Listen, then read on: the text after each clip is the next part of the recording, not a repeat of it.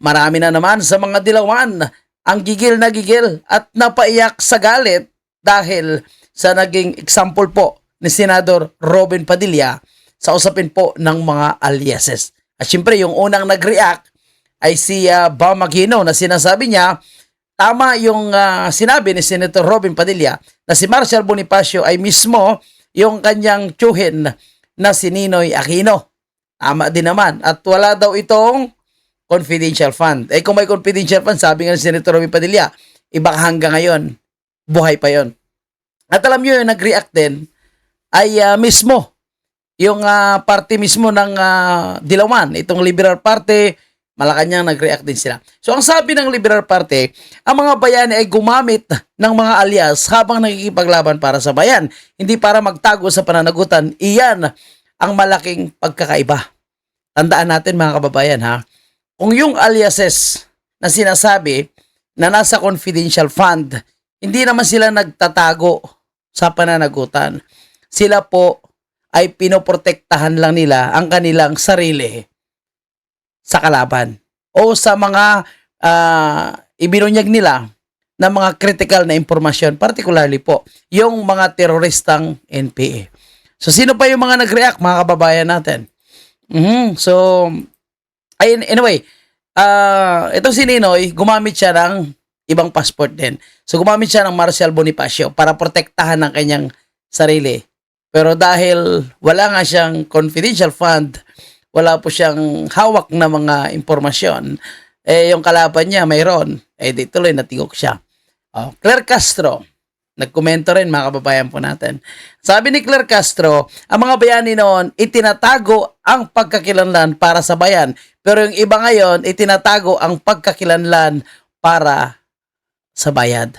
Siyempre, alam nga namang hingi ka ng mga critical na impormasyon, ililibre mo lang, kapalit ng mga pinilalabas nila is buhay.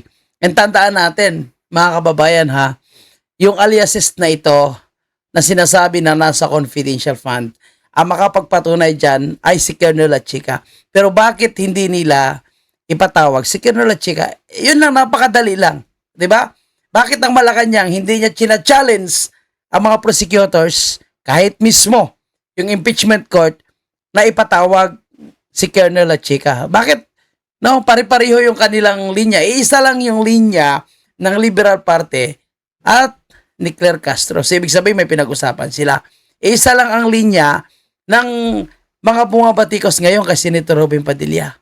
O, di ba? Tinan mo yung linya ng liberal. Hindi para magtago sa pananagutan, iyon ang malaking pagkakaiba.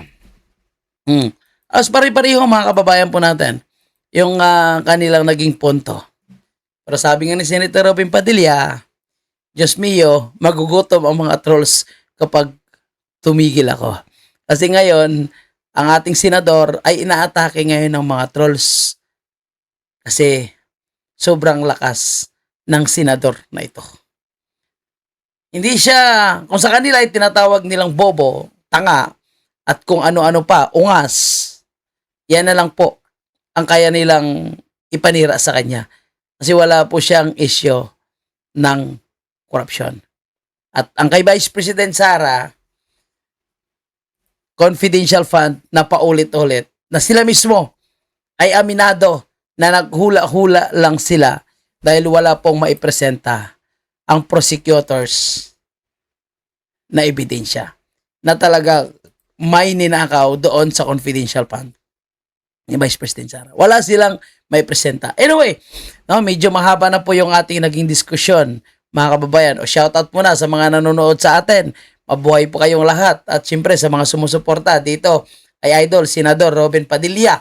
Sa mga kapatid na Muslim, shoutout, Kristiyano, at sa lahat po na mga kababayan natin, shoutout sa inyo ha. Mabuhay po kayo. At maraming salamat sa inyong pagsusuporta dito kay Kababayan PH.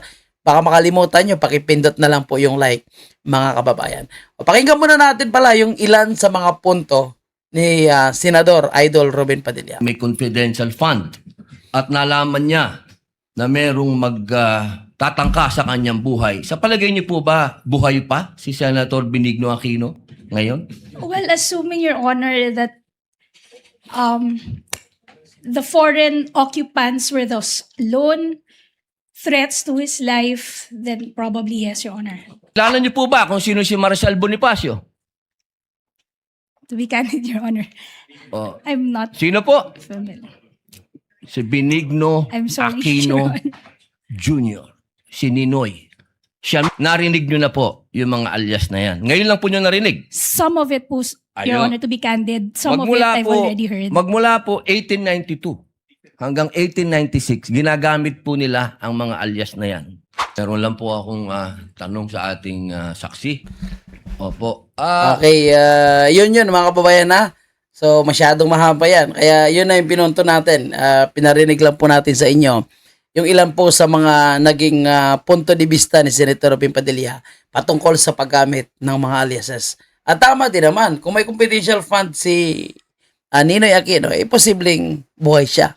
Kasi yung mga nasa comment section na nababasa natin, paano yan? Yung mga gumawa daw sa kanya, mga posibleng kalyado niya o traitor siya. Kasi hanggang ngayon, bakit hindi pa rin nare-resolve yung usapin diyan sa kay Ninoy Aquino? O parang nangyari din pala sa asawa ni Leni Robredo, di ba? Parang hindi na pinalaliman yung investigasyon. Parang itinigil na lang, parang part na lang yun ng history. So wala na, hindi na pinalaliman. And kita naman natin ngayon sa totoo lang, no, na parang iisa lang naman kasi itong Marcos at Aquino. Kumbaga, iisa lang yung strategiya nila, isang kulay lang nila. Sa totoo lang. Yung pinapalabas nila na kunwari, no, magkaaway sila. Nakikita natin ngayon, parang sila ay magkaalyado naman. Kasi tingnan nyo, no, magkakasama si Lisa, si Bongbong at si Chris Aquino. Yung mga anak ni Chris pupunta kay Lisa Marcos. So ngayon, nagsanib-persa na sila. Kasi sa ngayon kasi, hindi na nila kayang itago na sila po ay involved sa napakalaking scam. Kung may scammer sila yon, scammer, mga mahilig sa modus, itong pamilya na ito, Marcos at Aquino. Kasi sa kahaba-haba ng panahon, pinaikot-ikot na nila yung sambayan ng Pilipino. Na kunwari, no, may diktador at sila naman ay para sa demokrasya. Ito mga Aquino, diktador yung mga Marcos, para sa demokrasya. Pero kung titingnan natin, sa pagpapatakbo nila ng ating bansa, walang nangyayari po. Lumala yung droga, krimen, NPA. Lumala yan sa ating bansa. Ngayon nakikita natin, magkakasama lang sila. O kung tutuusin nga, di ba? Magpapasalamat din pala yung mga Aquino at Marcos sa mga Duterte. Yung mga Pinklawan, loyalista, bangaglista, komunista, NPA, magpapasalamat pala sila sa mga Duterte. Bakit? Kung hindi dahil sa Duterte, hindi nila kailangang magsanib-pwersa. So dahil malakas masyado ang Duterte, nagsanib-pwersa ngayon ang Marcos Aquino para lang kalabanin at pabagsakin ang apelyedong Duterte.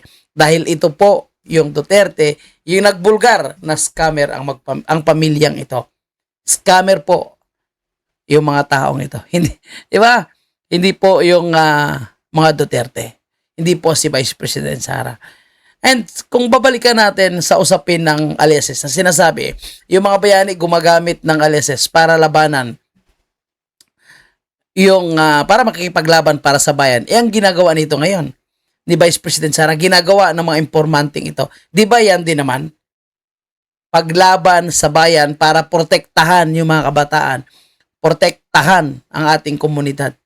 And tingnan nyo, noong panahon na si Vice President Sara ay yung secretary ng Department of Education, bakit hindi nangyayari yung karahasan na ito sa eskwelahan ngayon? Sabi nga ni Senador Robin Padilla, kung may confidential fund si Angara, palagay mo, posible bang mapipigilan yung karahasan sa eskwelahan? Posible. Diba? Kasi papaganahin nila yung kanilang pundo para mamonitor yung mga nangyayari sa eskwelahan. Posible yan. At kung hindi siguro bangag at sindikato yung namumuno sa gobyerno natin, baka posibleng hindi rin mangyari yung mga karahasang ito. Masyadong malala na ngayon eh. Grabe rin yung galit ng tao ngayon sa ating gobyerno. Supposed to be, hindi tayo magalit sa gobyerno dahil tayo yun eh. Pero dahil sa terminong namumuno sa gobyerno, kasama na doon dahil po sa corruption na nangyayari. Mantakin mo. Puro cover up yung nangyayari ngayon. At yung mga dating galit sa corruption, ngayon, kaisa na po sa mga corrupt. O, nandyan itong mga Aquino, nandyan itong sila Pangilinan, sila Risa Ontiveros. Kung galit sila sa corruption, dapat patuloy sila na nag-iingay sa usapin ng flood control. Kasi impeachment, mga kababayan po natin, ito po ay diversionary upang pagtakpan ang nangyayaring corruption. Mantakin mo, ilang milyon ang kanilang ginagastos. Mas malaki pa sa sinasabi nilang ninakaw daw. Sinabi ni Rapi Tulfo, binolsa daw. Sinabi ni Ping Lacson kung kani-kanino napunta. Pero actually wala silang ebidensya. Lahat yan ay kanilang presumption lang. Lahat yan ay kanilang akusasyon lang. Dahil hanggang ngayon, hindi po mapatunayan ng defense na may ninakaw talaga. Ang gusto lang nila ipalabasin na si Vice President Sara, yun nag-utos lahat. Syempre, matik yun. Siya po yung head of agency. So, alangan naman yung mga nangyayari sa kanyang opisina ay hindi niya alam. Hindi naman siya agaya ni Bongbong Marcos sasabing hindi alam na nagkaroon ng corruption dito po sa mga flood control project at hindi na-implement na maayos yung proyekto. Si VP Sara alam niya lahat. Yung pag-implement nitong confidential fund. Pero syempre, confidential nga. At kung gusto nila malaman, again, ang inaantay natin, napaupuin nila si Colonel Chica para masagot itong usapin ng mga aliases. Pero sadyang hindi lang nila matanggap na si Senator Robin Padilla lang pala yung makapagdala ng isyo sa paggamit ng alias at nabulgar na si Ninoy pala ay gumamit din ng alias. Sige ba hindi nila matanggap? Ungas lang daw. Yung ikukumpara sa mga aliases na yon. Kung Bayani daw ikukumpara sa mga aliases. Ungas lang daw yung gumagawa nun. Hindi nila na-gets yung concept dito. Hindi nila na-gets yung logic dito. Yung logic nga dito, na yung paggamit ng aliases ay noon pa man para protektahan ang sarili. So kung nagamit ng alias itong mga informant ng confidential fund at nagamit ng alias yung mga bayani noon, iisa lang yung purpose. Protektahan ang kanilang sarili at protektahan ang kanilang pamilya. Kaya mabuhay po. Mabuhay ang ating Senador Robin Padilla. And of course, mabuhay po yung ating Vice President Sara Duterte, ang magiging presidente ng ating bansa sa 2028. Wala nang iba kahit anong gawin pagsanib pwersa nila. At sa pagpapatuloy ng ating diskusyon, ngayon naman pag-uusapan natin itong tanong ni Congressman Sontay kay Secretary Vince Dizon. Mantakin mo, bilyon-bilyon pala ang budget para sa kanyang distrito. Nasa pang-apat na distrito ng Quezon City. Pero nagtataka nga si Congressman Sontay dahil ang kanyang distrito napakaraming nabaha. So may isang netizen na nanawagan sa kanya Congressman Sontay, bakit hindi nyo ginagawa yung action dito po sa baha? Nasaan yung mga flood control? Hindi siguro naintindihan ng nagko-call out kay Congressman Sontay na isa siya sa halos hindi nabigyan ng pundo lalo na sa flood control kasi nga hindi siya kalyado. Tinanong niya si Vince Dizon, bakit walang budget sa kanyang distrito sa flood control which is bilyon-bilyon na naman yung kanilang budget at ang kanyang distrito binabaha. Panoorin natin to ng buo. Ko yung sa Quezon City, 6 na distrito lang naman kami. Actually, nagulat nga ako nga to. Sabi ko, uy, may 1.7 billion sa distrito ko. Tuwa ako. Isipin nyo, sa District 1, 1 billion 370. Sa District 2, 1 billion 190. Sa District 3, 740. Sa District 5, 1.3 billion. District 6, 1 billion. Sabi ko, sa akin yung pinakamalaki. Nung tinignan ko, nakita ko, yung mga ibang distrito, mga local roads, multipurpose buildings, yung mga nakalagay, ang dami. Pagdating sa distrito ko, 4 na proyekto lang. Grabe no. Bilyon, 4 lang na proyekto. Nakabuhos lahat ng 1.7. Grabe laki no. Meron doon, rehabilitation ng gymnasium sa Electrical Road, 300 million. Construction ng National Tobacco Building, Administration Building, 400 million. Ay, grabe, no? Mantakin mo, ha? Gymnasium, 300 million. Ibang klase si Vince Dizon. Construction ng College of Arts and Letters sa UP. Okay naman yun Skol. dahil eskwelahan yun. Tama lang na budgetan natin. Meron na ang magagamit lang talaga ng mga ng kadistrito ko. Meron ditong para sa flood control sa San Juan meron River. But I want to point out, and I pointed this out, from 2022 to 2025, the budget allocation for the 4th District of Quezon City amounted to 8.1 billion. 56%, 56.4% of that 8.1 billion was allocated for the San Juan River already. Not by me, by the previous congressman. Pero hanggang people in the 4th District of Quezon City to think that District 4 is being singled out, kaya wala silang makuhang... Opo. Mr. Chairman, if I may respond lang po. Unang-una po, yung mga buildings po ata ay mga ongoing. Ata, ha? Sinasabi niya. ah So, ibig sabihin, hindi siya sigurado. Pucha, paano ka naging sekretary ng Department of Public Works and Highways, DPWH, na ang kanyang mandato ay pagpapagawa, no, of course, ng mga infrastruktura. Pero hindi ka naman engineer. Diba? Tapos ngayon, hindi ka sigurado doon sa mga tinutukoy na proyekto na pinupunduhan para sa budget ng 2027. projects na kailangan talagang matapos. Pero very well noted po, no, Congressman Bong, na kailangan po natin ng mga projects na talagang mararamdaman po ng mga kababayan natin. Yeah, kasi dito sa po, distrito. Lalo na po practically sa mga- zero ang mararamdaman Opo. nila. Pero gusto ko lang pong i-emphasize, yung pong sa pumping station sa San Juan River, kailangan po natin yun. In fact, yung mga mobile pumps po, Malaki siguro kinikita nila dyan sa mga pumping station, no? Kasi ang napapansin ko, mahilig sila mag-project ng pumping station. Pero ang iba, hindi naman gumagana. na in-install natin doon nitong nakaraang habagat, ang laki po na nga itulong para i-minimize po yung pagbaha sa G. Araneta at sa E. Rodriguez. Pero kailangan po natin ng permanente na doon. Pero alam ko din po na nag-usap na po tayo, meron pong mga ibang mga project din na kailangan na sinabihan ko na po yung ating mga district engineer, yung district engineer Yes. natin, Kasi po, na i-submit po para po ma-prioritize din po natin at kasi kung pwede po Vince, nating madagdag. hindi lang po yung Araneta Avenue ang nagpapasa Tama sa po. District 4. Meron pang mga ibang lugar Tama. na kailangan i-address. Tama po. In fact, kung mapapadaan kayo sa Timog, during my term in the 18th Congress, inayos po namin yun eh. Lumapad yung kalsada, lumaki yung box culvert. Pero may natirang portion from Burger King to Quezon Avenue na maliit yung culvert, kaya Tama. tumataas yung tubig sa harap ng Burger King. Sabi ko nga, noong 2026 pa, pinapalagay ko ng allocation, pero wala tayong allocation. Sana mabuo nyo naman para wag masayang yung allocation po natin. Opo. Makakaasa po kayo na Last question. tututukan po natin gagong-gago na yung mga areas. And- Na-identify na po namin talaga yung mga areas sa distrito ninyo. No? Daw problema kay Vince Dizon, no? Ang dami niyang pinapangako sa lahat na pinupuntahan niya.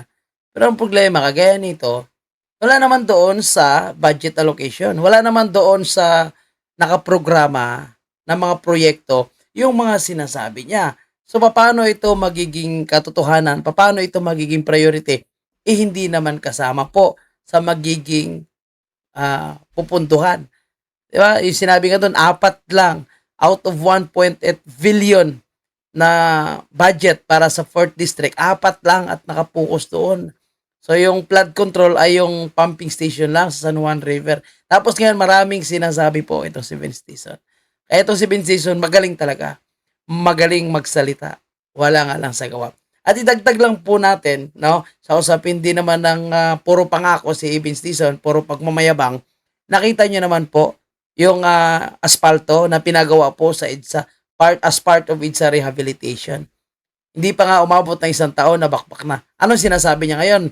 Papaimbestigahan nila. Nagpatawag na sila ng third party investigator or mag-iimbestiga para malaman bakit nangyari po ang nabakpak agad yung sa EDSA. Bakit daw hindi naayos or nasira agad? Hindi ba maayos yung pagkakagawa? Ibig sabihin, inamin niya, napalpak na naman yung proyekto niya. Tapos nagmamayabang pa siya na pinili nila yung isa. At sa pagpapatuloy pa ng ating diskusyon, mukhang kinakabahan ngayon itong peking pastor, itong demonyong pastor na si Bini Abante.